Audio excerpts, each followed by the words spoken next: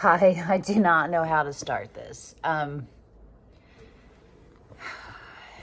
Today is Wednesday. I have already had 4 doctor appointments this week, 4 appointments in 3 days. One of them was a renal ultrasound.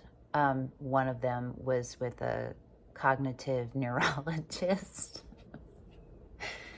One of them was with my primary care doctor, and today was with my GI doctor and the attending, because he's a resident. He's not I guess that means he didn't graduate yet. He's not a full-fledged doctor yet. So, okay, brain fog, we'll start there. With my primary care doctor, I talked to her about brain fog. And she referred me to a cognitive neurologist, which I got an appointment the next day.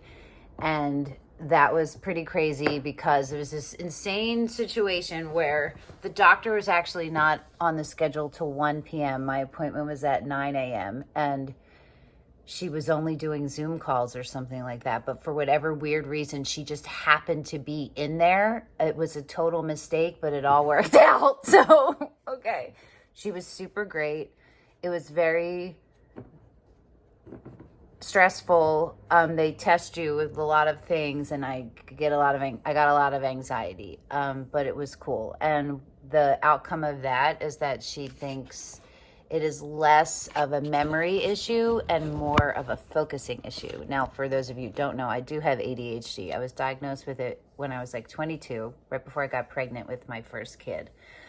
And I was on Ritalin and Concerta back in the day for that, and I've like behaviorally modified. And I don't have a situation in my life where I need to be on ADHD meds. If things were different, I might need to go back on it to help me organize, but whatever. Okay, so she did refer me to a couple different things. She thinks I'm exhausted and stress level is super high. And one of the things she referred me to is cognitive behavioral therapy for sleep, where it's like 6 sessions and they teach you how to sleep and stay asleep. Wow. The other thing is I'm going to get an MRI just to make sure there's nothing going on. I feel pretty good about what she said. I agree. I do want to check and see, make sure, just double check that there's nothing going on. Okay, I also had a renal ultrasound because when I saw the new Urogyne last week, I don't even remember if I updated you guys about that. I don't remember what the last one was, but in a urine test, there's like weird results. So just to make sure that my kidneys are fine, we did that. Everything's fine. Yesterday was cognitive behavioral, and the cognitive neurologist. And today was GI. So that appointment ended like 6 hours ago, but it is really exhausting. And the final outcome is positive, but it was exhausting, and I really needed all this time to decompress before I could even talk about it. So I went in and first was with my doctor, who's a resident, and we talked, and he was like, there's not really anything else we can do for you. We can test for emo again once you're done this course of antibiotics. You barely had it. 10 is considered positive and you only had 12. Yes, okay, but I'm not saying this to him, I'm saying this to you guys. The top 2 doctors who do all of the SIBO protocol, who are literally making it and giving it to doctors, the other doctors, consider 3 for methane positive. 3 or above, okay? And I knew that, but okay, so he was like, there's really, nothing else we can do. We'll do the colonoscopy, but he doesn't really think it's going to show anything, and he's just kind of like,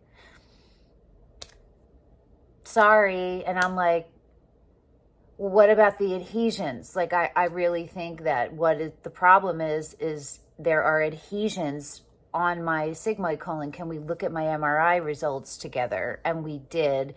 And he was like, there's nothing we can do about that. There's adhesion surgery, but there's a really high chance that causes more adhesions. And that's true. I knew that because I had done that research. Nobody likes to do that because it's really kind of pointless to do. But mine are so significant that they showed up on the MRI. So they are really, really bad. Do you feel me? They're like this. You know what I'm saying? But adhesions are like thin, but whatever, I'm saying they're like that, okay? So he leaves the room. I asked if I could go on Motegrity, which is a prokinetic. He talked about another drug called Linzess, which I had already been on, which is a laxative. Now remember, I'm a recovering anorexic, and I have never abused laxatives, but it is a slippery slope for anorexics and someone who still has body dysmorphia to go through. So I'm feeling really disempowered, and I'm exhausted because I started a parasite cleanse, and so far haven't seen any parasites, but and all these medications, the antibiotics, I finally started them yesterday. He put that order in on the 13th of October. It took insurance that long. It was the insurance, not him, but it took fucking forever. So that finally came in, and my day is bananas with how often I'm taking medication. It's like 4 a.m., 4 a.m., 5 a.m., 6 a.m., 8 a.m., 10 a.m., 1 p.m., 2 p.m., 3:30 p.m., 6 p.m., 8 p.m., something like that, and then 9 p.m. Like, I had a moment where I couldn't find like 7 days worth of the antibiotics I just got, and whatever. I was exhausted mentally before I went into this appointment today, and just feeling so overwhelmed. Trying to find research on, can you take antibiotics at the same time as antidepressants? What's the spacing? Like, guess what? There's nothing out there. There's nothing out there, and I'm a good Googler. It's all of these things, and they're exhausting, and I'm exhausted, and I'm just so aware of how alone I am. Okay, so I show up, and he's like, and he leaves the room, and I text my best friend, Sarah Bloom, and I'm like, yo, I'm like about to scream. And she was like, yo, just, hang in there, whatever. And she's going through insanity right now with like mouth surgery. But today she saved my life. She did. Because it's so disempowering. And it's just all of these different things are so heavy. And it's hard to hold them, and to just 2 years fighting these doctors, and 4 years of heartbreak, of confusion. It's a lot, right? And then it's my body, and it's like money, and it's all, how we all have things, right? So I didn't say that to her. I didn't tell her. I just, she knew I was upset. And she said, your doctor is an idiot. We know that there's other things to address adhesions out there. She's referring to the clear passage therapy. She's like, we're gonna get you the money. We're gonna do a GoFundMe. We're gonna get you the money. And I said, I hearted it. And I was like, well, what if we don't? And she said, we fucking will. And I was like, I don't really have hope right now. And she said, I got hope for both of us.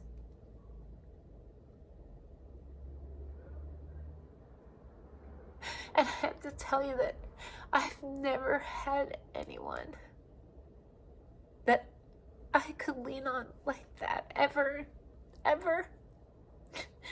Maybe my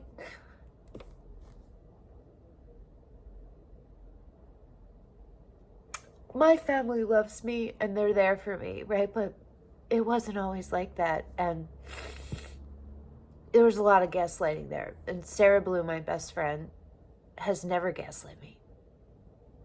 she sees me. She's always accepted me for who I am. She's fully shown up as herself and given me her straight opinion on everything. And that's why the people who are my best friends are, because they have high integrity. They're genuine and authentic. They're ride or dies. You know what I mean? Okay. So the doctor's like taking a hot second. He's like taking a while. And I'm like, oh, I don't know what's going on, but I'm sitting there. I'm just trying to not cry. I don't want to be upset when he comes back in. So he comes back in with the attending, who is a female, little older than me. I don't know how old, much older, but around my age, but older, a little bit older. Now, remember, the last time I saw this woman, she told me that fecal loading isn't a term that they use, and she didn't know what it was, right? And I had to show her the x-ray of my intestines loaded with stool before she ordered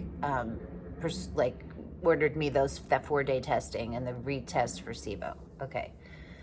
So I'm not going to go through everything, but it was bad. It started out very bad. And she's charming, and she's smart, and she's funny, and she does things with humor. So she tries to disarm you. That's literally what she's doing. And she's gaslighting me. She starts gaslighting me. And she brings up the fecal loading, how that's not a term. And I said, no, hold on. I don't know how to talk about this. I'm going to summarize it.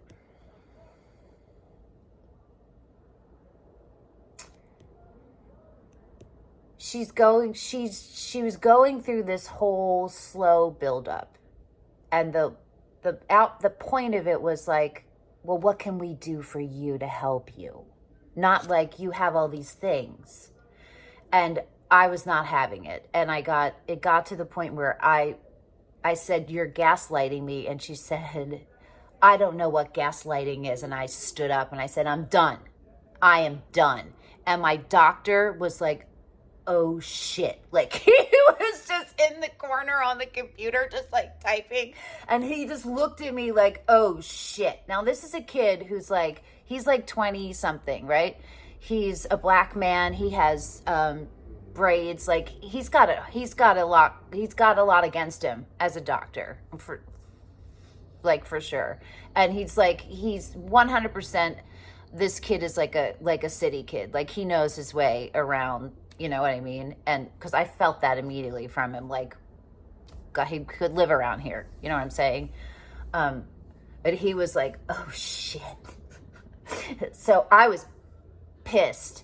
I was shaking, but not like, but I was shaking, and I was like on the verge of crying, but also it was deep down. I was so proud of myself because I kept my voice the whole time. I didn't back down, not one time. I called her out on every single thing. And then she was like, let's take it down some. You need to, and I was like, do not tell me, or I forget. I mean, I don't remember now, and I feel self-conscious about trying to say this, but I kind of don't want to remember, you know what I mean? Because it was so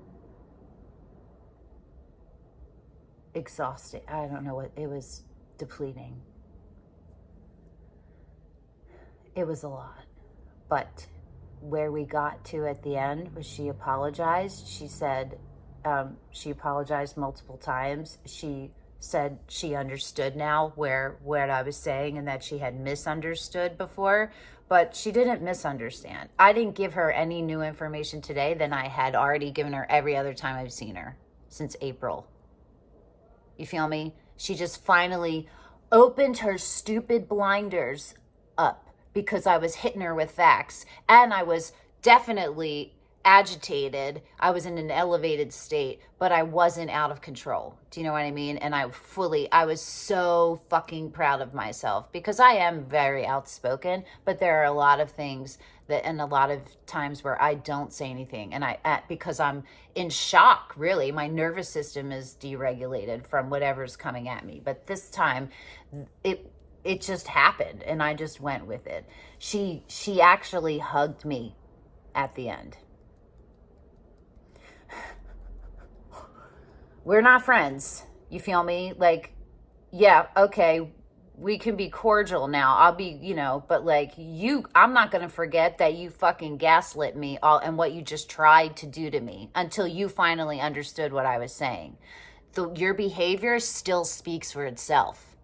And I'm glad that doctor got to see it, because that's a huge eye-opening thing. And like, she fucked up a couple times in her what she was trying to say to me. I hate this. So the outcome is that they are both on board, and they both agree that the problem is the adhesions. She tried to say it was my weak sphincter muscles. No. And then I started to tell her more of my story, and she's like, what happened? I'm reading your MRI, and you have small bowel loops on this, and you have adhesions on this, and they're significant. And that's what I literally just said to the other doctor, my doctor, before she came in, that they're significant. And I said, I can tell you, I know what happened. And I told her a summary of the birth of my second kid, and she was like, so they tried to get me an earlier colonoscopy because it's not until the end of January. That's literally the first available. I tried to get in with Penn. They couldn't even see me until the end of next summer. So I just kept the one I have with this GI team, even though I don't want to go to this hospital. I really don't. But so it was exhausting. I've been crying. I've been crying for days, just because this has been so stressful trying to figure things out on my own. And like I said, I didn't get the antibiotics till yesterday. So that was from October 13th. You know what I mean? So bleh. It's just been a lot, more than a lot. And I really needed a hug after that. Somebody's arms that could hold me up for however long, just so I had a break,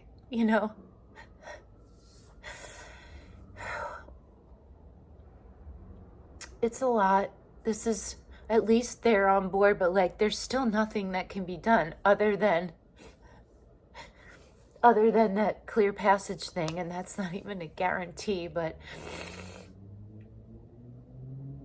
I was dumbfounded when they were telling me there's nothing we can do, and I was like, so I'm supposed to what then? I can't get the surgeries until the fecal loading, because she was fighting with me about the terminology of fecal loading. She called it a stool burden, and she tried to say, I said, does it really matter what we call it? Who cares what we call it? You know what I mean? I was like, yo, I'm about to fight this lady, right?